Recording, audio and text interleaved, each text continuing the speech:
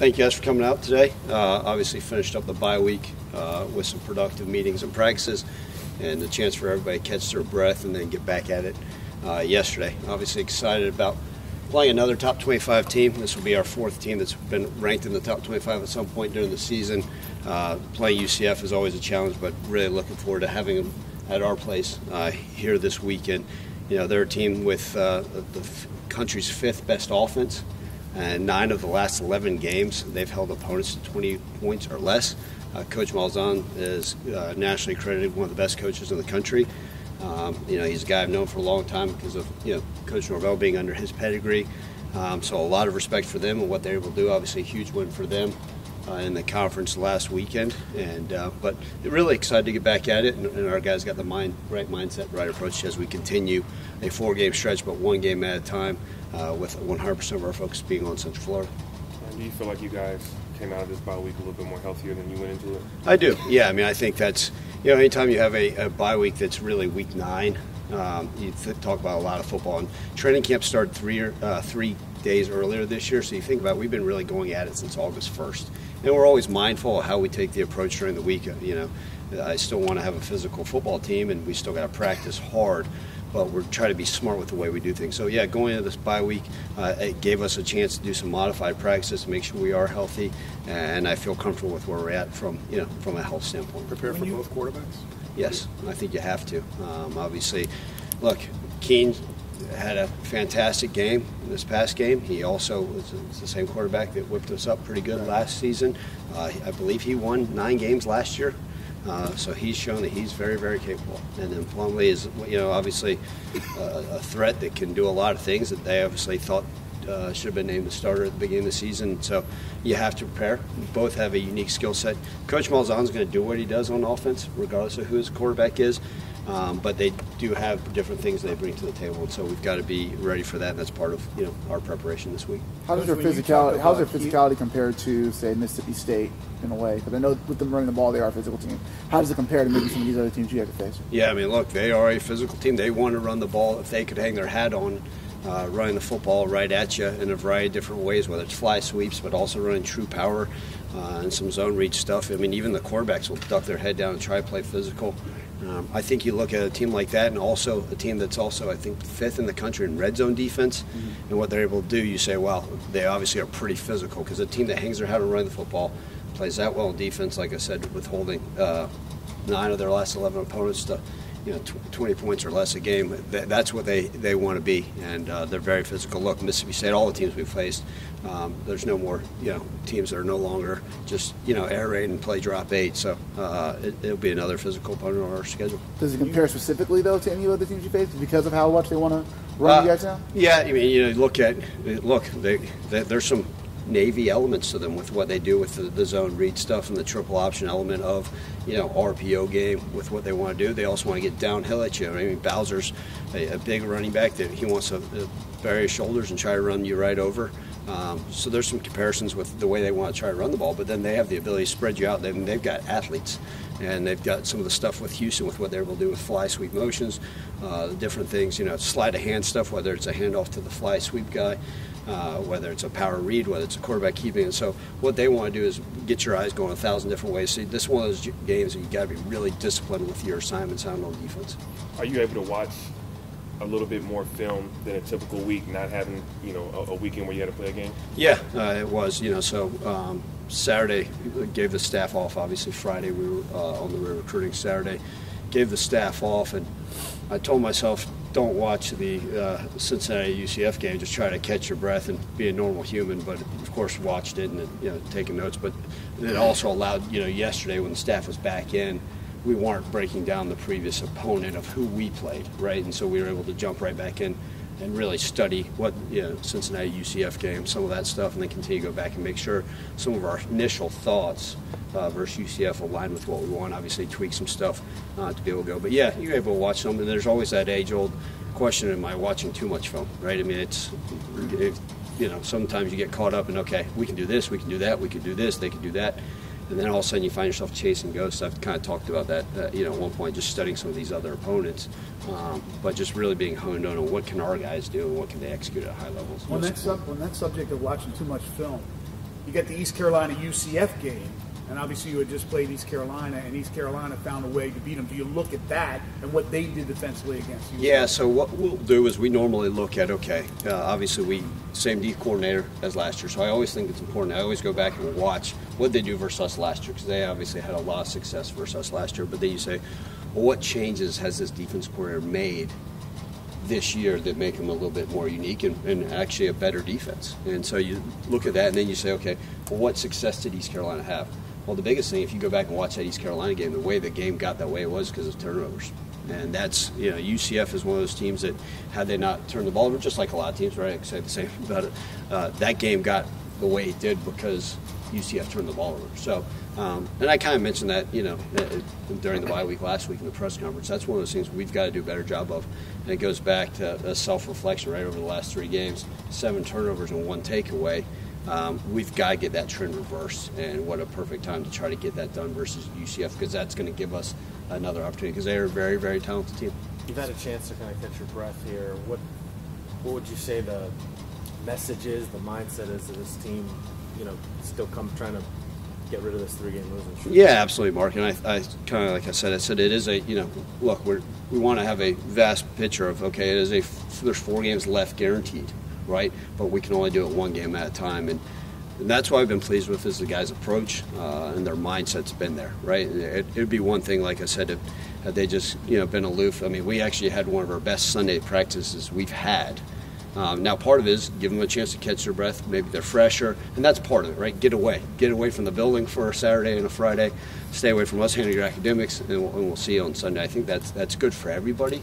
And I think the approach, the mindset is, 1 game at a time. How do we improve? And it's going to go still back to us is how much can we 100% focus on UCF, but what can we do to improve? Because there are things that need to be improved on. Back to your question last week about, hey, what are you doing, and then how do you put it into where it shows up on game day, right? And we talk about the culture and all that stuff. That's great, but until it actually shows up in fundamentals on a Saturday, it's not there. So we're going to continue to harp on that all weekend. And that's the great news is every single one of our guys on our roster, coaches, the entire staff says, we are working towards something. And there's still this great belief. We have every mindset and approach that we got to do everything in our power to go out there and win this game. Ryan, going back to the turnovers, obviously that was a big emphasis heading into the season. You guys were doing a great job up into these 3 games. What has changed? What has been a part of that shift that was working for you guys before that? Yeah, I mean, not owning the football, and it's coming from a variety of ways. So it's, in the past sometimes it's like, player X has fumbled the ball 4 times, like he can no longer help us moving forward because ball security is not that important, or the quarterback has thrown this many picks and, he just can't do it. You go back and you look at some of those turnovers that have occurred for us as an offense, right? A couple were drop passes that one hit off a chest, one hit off of hands. One was on a deal where Seth thought the receiver was going to break in. I'm not going to sit here and argue pass interference or not. There was absolutely 0 people within of our offense within the scheme of where the ball was thrown. A couple fumbles that have occurred on lack of protection. We've had a couple receivers that have fumbled the football as of late. So you add all those things up, and it's a variety of things that have caused us to have turnovers. And that's, is that concerning? Sure, we talk about, we practice every day. I think you guys are out there for part of that practice that we work on, a turnover circuit and a takeaway circuit and all those things. Continue to harp on it, and that's got to be, every play, own the football, make sure we're being sound with it. And then defensively, right, we've just got to find ways to be able to attack the football. And you're right, over the last 3 games, only getting 1, that's not about it. So it's got to be something we're going to continue to push and talk through and make sure that we're maximizing, and it's just got to show up. Now, what you guys were doing obviously was working because you were one of the best turnover margin teams. Do you stick with that, or do you change how you coach it during this stretch? Yeah, and I think the unique thing about takeaways and turnovers and all that stuff is there are so many variety of ways you can coach it, but you also, at the end of the day, it's got to be about owning the football and ball control. We've for years have studied what are the best ways to do it, right? Visit with the Patriots, visit with University of Georgia. What are the best ways to own the football and to do the different circuits? So we've done them. You were exactly right. It was working really well. Now all of a sudden it's not. So does that mean that what we're doing isn't working anymore, or is there a better way? And I think it's a combination. So during the bye week, we kind of looked, hey, how about in this drill in this situation, this is a better way we can do it. Is this something that occurs in this? Is this a better way we can do it? Just like with everything, right? Just because the offense did not play well at all in the first half of Tulane, I didn't go this bye week and say, we're going to blow up this offense because it's not working. As of late in the first half, or it didn't work late when the finish. So it's just finding ways to tweak things and get better. And that's my job as the head coach, is to make sure we're doing things to find ways to get better with it. Back on causing turnovers, because you were +9 at one time. Do you see when you do the self-scout what's different about your defense that's not as disruptive? I don't think it's anything to do with that. It's, just whatever comes, sometimes they come in ebbs and flows of it. When you're +9, it's, everything's working great. The drills are working great. This is working great. And then when they're not, and you look at what's occurred in those games, right? Obviously, you look at the first half of Tulane, right? The second half, they were almost running the ball exclusively, right? And we obviously need to punch and try to force fumbles there. And you go back to some of those other games, just not being able to make plays on the football. And that's what it is. And I don't think there's anything that you sit there and say, were we as aggressive? I don't know, maybe as aggressive we could. There's a couple plays we go to make the pick. We should have just batted down, and now all of a sudden it's a touchdown. So it's a combination of the things, Dave, that we'll continue to look at. But I don't want our defense to slow down and not be as aggressive. We're going to continue to preach it and find ways. And when I say aggressive, that doesn't necessarily mean blitzing and all that stuff. Just being aggressive towards going and attacking the football. This schedule this year has been weird in that you play a bunch of home games and you go a long time between home games. I know it's one game at a time. Do you look, though, you have 3 straight home games here. Do you look at this as a real chance to recapture some momentum, not even just this season, but as a program? Yeah, absolutely, Mark. I think that we talked this offseason, what a weird schedule. Open up at Mississippi State, then at Navy, then 4 straight home, then 3 away, and then a bye, and then all of a sudden 3 home again. It is unique that way. Let's be real, we do play a lot better at home. And so in the back of my mind, I am one game at a time approach, right? Nothing is more focused than on today. But, there's some comfort in saying, okay, here we go. We got this great homestand stretch coming at us. Our players love playing at home, and our fans and the comfort of our own stadium and our own city. But, it's how do we approach this thing one game at a time? But, there is, in the back of my mind, man, it's nice to be back. And I think our players know that. And maybe that's part of the belief, the hope that we can get this thing going in the right direction. There's something about this team where you guys play these kind of big home games, whether it was UCF 2 years ago or SMU last year being ranked here. What do you think it is about your guys with these kind of games where obviously you take every game seriously, but what is it about these kind of games where you see the level of play kind of meet the moment a little bit? Yeah, and I think, Evan, it's one of those things you sit there and you study all, and you talk to other coaches, right? Why does momentum affect teams, right? The 18 to 23-year-old, but it affects everybody. It affects people no different than the question going back, does all the outside noise affect you? No, because it can't. I'm up in my office dialed in. I'm not on social media all day worried about what's being said. It's no different in games, right? It shouldn't matter who you're playing. If you're playing, no disrespect, Rhodes College, awesome. Or if you're playing Alabama, right, the level to get up should be the exact same.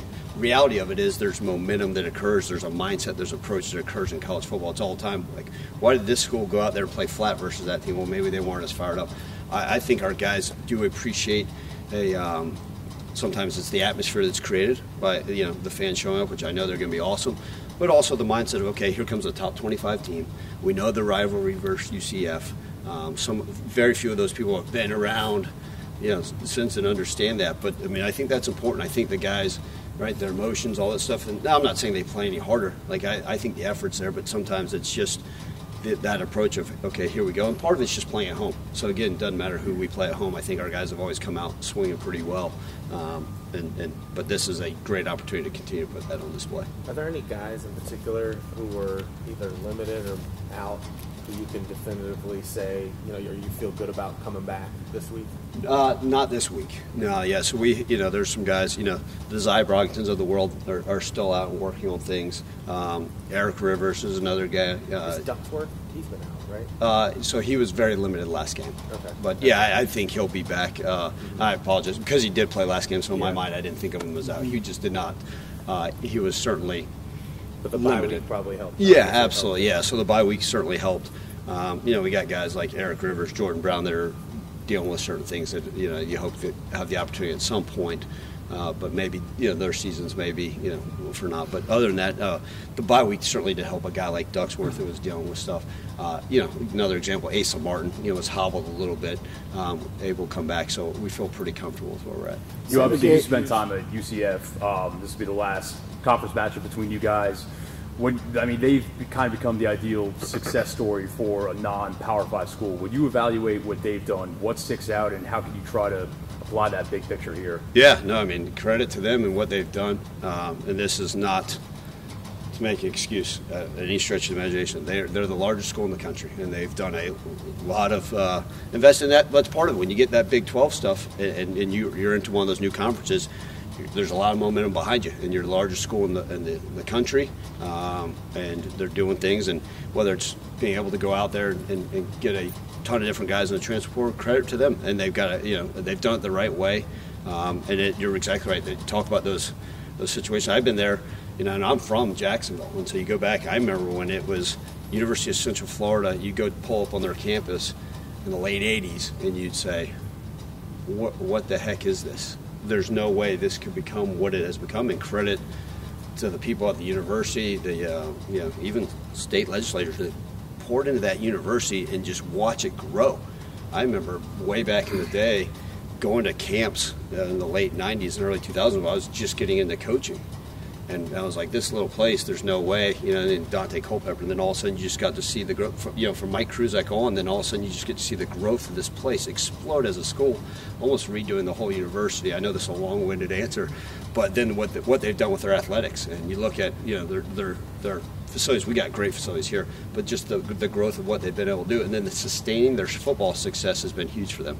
Obviously, go back, one of my more fond memories will be that come from behind win, 50-49 2 years ago here, and I'll take a win however they come, if it's 2-0 or 50-49. But you go back and just say that they have done the model of consistency, right? Just no different. You watch what Cincinnati's been able to do to build it up and continue to prosper with recruiting and doing things the right way. And those are the things you want, right? We always talked for a long time about Boise State. Hey, they're doing this thing. They're building it the right way, and the model of consistency. And so those are some of those things you want to emulate, and obviously put your own stamp on things as you go on. But credit to them. They've done it the right way for a long time. Along those lines, what was your first thought when you saw the Big 12 deal last night?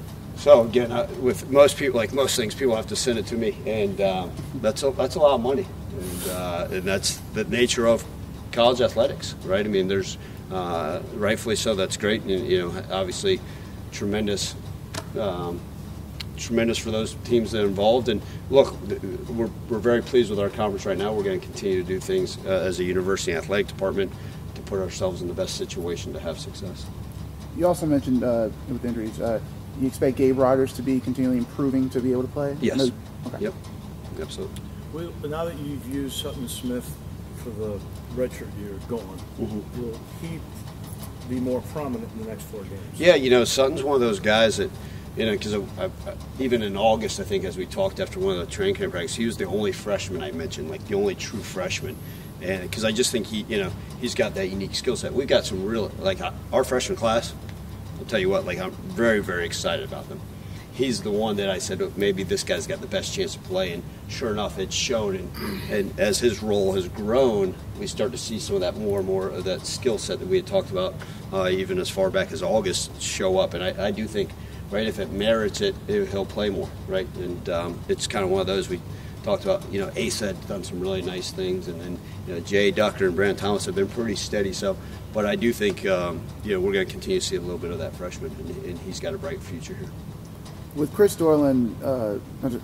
Howard and Joe Doyle, we talked about how the special teams has kind of been a disappointment in your work, but the two of them have been really good. How pleased have you been with those guys, just kind of, being such, national standouts at this point of the season? Yeah, the true specialists, right, your actual punter and our field goal extra point kicker, they've done a tremendous job. And you go back to even Joe will be the first one to admit the punt on the punt return, right, the hang time didn't match the distance, and he'll be the first, which I love about that guy, because most punters will be like, oh, we should have just covered down there. Joe Doyle came to the sideline and said, that was my fault.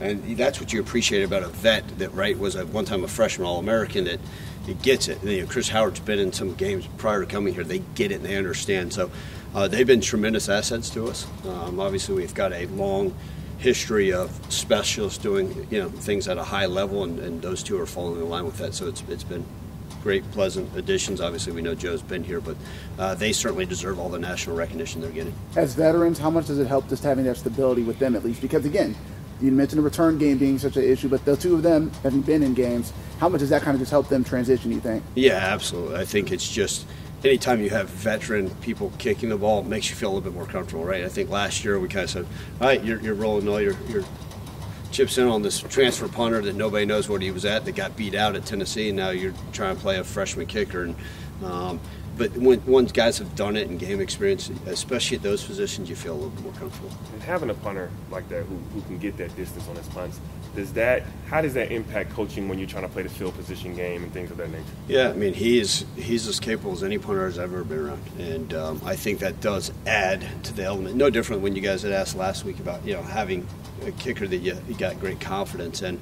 Where does that affect the play calling, and how does that? I think having Joe back there knowing, okay, hey, we feel comfortable in his ability. If it's a 4th and 4 at our own 40, right, instead of maybe being aggressive and going for it, maybe, hey, we can trust that he can pin them back there where we need to and get down there and maybe give our defense a chance to play football and then keep the team backed up and then maybe flip the field a little bit. So, absolutely.